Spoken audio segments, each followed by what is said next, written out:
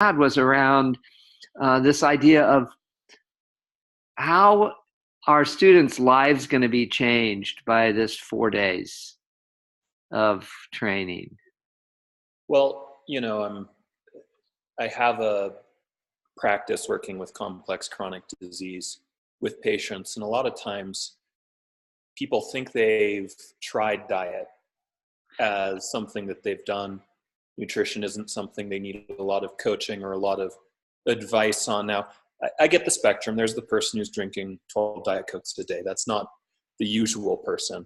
A lot of people I get, they've been doing paleo for a year, or they've been on a ketogenic diet, or they've tried a raw diet, or they've tried a vegan diet, and they think they've tried dietary approaches, and they think that they've exhausted that as a way to improve their health picture.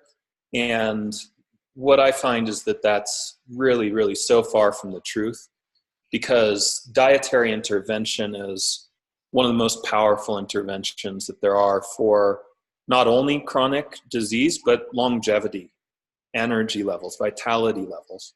There's so much that can change from dietary change when it's done with some understandings about some of the reasons why there's not one dietary approach for everyone.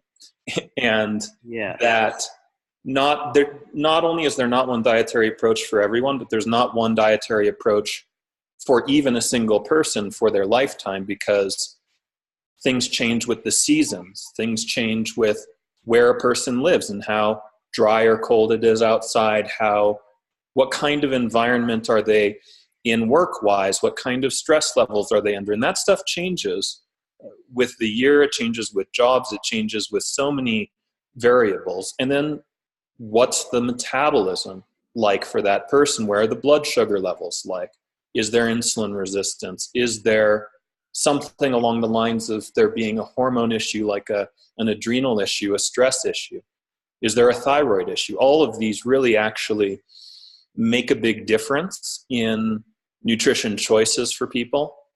Right. So basically, for example, I had a patient, she came in. Well, let's hold off on the case study a moment. Just let me introduce you here. This is Dr. Miles Nichols. He's scheduled to teach our Kitchen Alchemy course in the Heart Mind Shiatsu training in January. And we're doing a few pre-course interviews here to just get to know Miles a little bit and get to know his approach. And Miles, could you tell us a little bit about your background? And you say you work with chronic conditions and stubborn conditions and do functional medicine coaching. So tell us a little bit about your training and background and your clinical practice. Sure, yeah. So I'm a doctor of acupuncture and oriental medicine, specializing in functional medicine. And our clinic focuses on helping people reverse the root causes of chronic disease processes. So we do a lot of functional medicine specialty lab testing to figure out why someone has persistent chronic illness or why their symptoms are unexplained despite having gone through conventional medical approaches. And we help people to reverse those through programs in the clinic where we do that lab testing to figure out root causes. And then we give people interventions. Nutrition is a big one, supplements and lifestyle. And that's the main thing that we do. And we're very successful in working with some of the most intense and complex chronic diseases. Our clinic sees probably a quarter of our population has Lyme disease, which is one of the most complex chronic conditions. And we also see a lot of thyroid issues. We see a lot of issues where people have gut dysfunction, IBS, irritable bowel syndrome, or digestion isn't optimal, or there are bloating, things like that. So that's the clinic. It's called Living Love Mindfulness Medicine. It's myself and my wife, Dr. Diane Mueller, and we're working outside of Denver in the greater Denver area. Nice. Awesome. Thanks so much. Yeah. You've been at this a while too. You also have a Qigong practice, correct? The Shengzhen? Yeah. So I practice Shengzhen meditation. I've been teaching Shengzhen meditation for over 10 years now. And that is a significant part of what I do personally for growth and development and cultivation. And I actually got back recently from a 36-day retreat, meditation, Shungjen meditation retreat. So I take that very seriously and consider that Shungjen meditation and nutrition are two of, if I had to pick two interventions, and just two, Right. these two would be huge. I love supplements, and I think supplements are a huge part of my practice, but without a nutritional foundation and without a mindfulness foundation or a meditation foundation, they're not quite as useful. And so I feel like really nutrition plus a moving and non-moving meditation practice. So on the moving side, the movements you mentioned Qigong are like Qigong type of movements. And on the non-moving side, a sitting meditation practice. Yeah. These are core pillars for health. Yeah, beautiful. And then for the practitioner who's in the alternative wellness field, the massage therapist, the physical therapist, even the psychotherapist or life coach, where do you see this nutritional piece playing? And like in a 4-day course on the nutritional interventions, the dietary interventions, what might a practitioner get out of that 4 days? Sure. So my intention is for this 4 days to be more than just informational. You can go online and get tons of information. Yeah. Our problem today in this world is not a lack of information. Right. The problem is how do we know what information is valuable? Who do we trust? And how do we implement that information in a way that actually makes a difference in our own lives and in the lives of clients, if you are a clinician or a nutritionist or a body worker or a psychotherapist or someone who's working with clients. Yes. A therapist is going to get dramatically better results if there's also a dietary shift. We don't have a separate body and a separate mind like I think a lot of us think in this culture. There's one mind-body process. Right. And to me, the medical doctor who's not working on the mind is missing a huge opportunity. And the psychologist who's not also looking at some of the physiology and some things like nutrition is also missing a huge opportunity. And there are ways to help not only, well, first off, clinicians need to lead by example. If you're a clinician, and for me, myself, if I'm working with patients and I'm advising them and I'm helping them to heal, if I'm not doing it for myself, if I were teaching meditation and I didn't meditate daily myself, right, that there would be an incongruency there, and people pick up on that subconsciously. So first of all, for yourself to dial in nutrition is going to be key. And if you're doing things that you know that you shouldn't be doing, or if you're trying things that you think should work, but it's not working the way that you'd like it to work, then my goal is that in this 4 days, we're going to have a better understanding for why that is, and some practices that you can do with yourself and with your clients that can help to actually successfully implement dietary change and to make it not so complex and heady and overwhelming with all of the confusing information out there, but to make it systematic, step by step, fairly simple to figure out what's going on for you and your body at this time and how to be aware of how that might change over time. And then how to take small steps to make changes to really make your decisions, your choices align with your body's needs. Beautiful. So could you give us that taste of the case study you started to mention earlier? Yeah, so one patient came in, and she had been for 1 full year prior to coming in to see us in our clinic. For 1 full year, she'd been working with another functional medicine doctor and a nutritionist, and she had been on all organic paleo diet, taking a ton of different supplements. And over that year period prior to working with us, she had gained 25 pounds.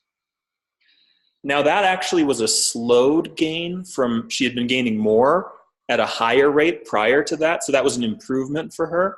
Some of her inflammatory markers had gone down in that time, but obviously she wasn't completely satisfied with still gaining a couple of pounds a month.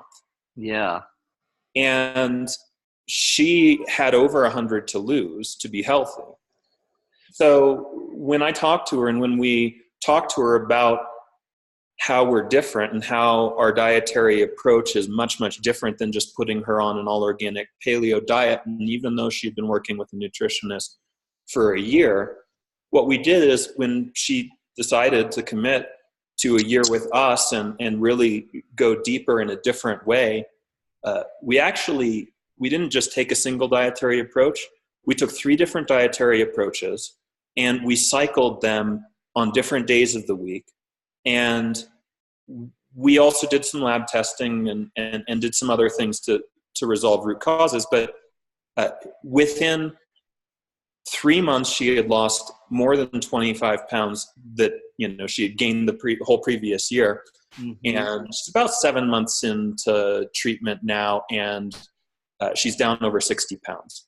And this primarily, even though we've done other things with supplements and things, this primarily has been a dietary intervention that has been completely different than what she had experienced, even with a nutritionist, even with a functional medicine practitioner. So there are some amazing things that we can do when we understand the principles and the practices for the implementation of some strategies that are sometimes multiple strategies stacked on top of each other. Right. And then we even switched it up from that. When that got to a plateau, we switched it up and went to something different. That had success for a while and then hit a plateau. And then we switched it up and went to something different yet still. So there needs to be a fairly robust understanding of a number of different approaches in order to get that kind of result with that kind of complex case. Right. That's what we're going to be exploring in these 4 days. How do we do that? How did we do that? How can you do that for yourself? And how can you do that with clients if you're working together with clients? Right. And would you say that you were working from like the 8 principles model of Chinese medicine, from excess and deficiency conditions, cold and hot signs, the thermal properties of foods as one of your guides? Sure. So there's, in Chinese medicine, a lot of different ways of thinking about and talking about dietary and nutritional approaches. And some of that has to do with hot and cold foods, with flavors of foods, with organ systems that foods go to and treat. And so I draw some on that, and I draw a lot on functional medicine practices that have been happening. I draw a lot on some modern dietary approaches and some ancestral and ancient dietary approaches, because really we need all hands on deck today because we're dealing with complex chronic disease. So the answer is yes, as a small part of a bigger perspective of looking at diet and nutrition to me, we have the capability and the capacity today to look from 3 or 4 different perspectives simultaneously.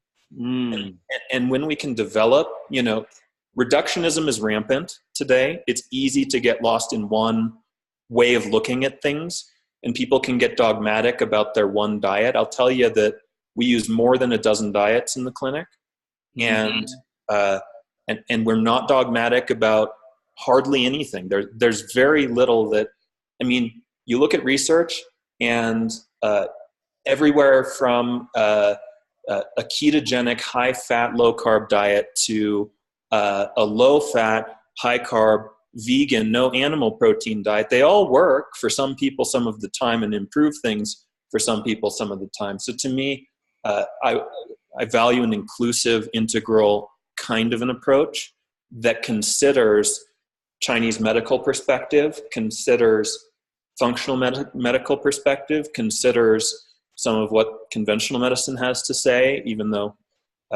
that's a little outdated, but we want to consider it all and have a lot of different tools for different circumstances. So it's really all hands on deck. Beautiful. Wow. Thank you so much. Well, I think that's about our time for today. So that really gives a nice little snapshot of some of the material coming up in the 4 days in January. And maybe we can let this percolate a little bit, invite people to make some comments and have any questions that they might have, and see if we can get some response to that. And then maybe do a little short follow-up interview with any questions or comments that arise. Sounds wonderful. And I'd like next time to maybe share one of the big perspectives or one of the very important and impactful things, because, you know, there's a lot we'll cover in the 4 days, but I'd love to give people a taste. So next time, let's chat through some specifics about a dietary approach that people can, you know, or a couple little things that people can try at home that they might not know about. And so I'd love to discuss that next time. So thanks for taking the time today, and look forward to having some questions soon. Yeah. And I think some nice tips would be a good idea, huh?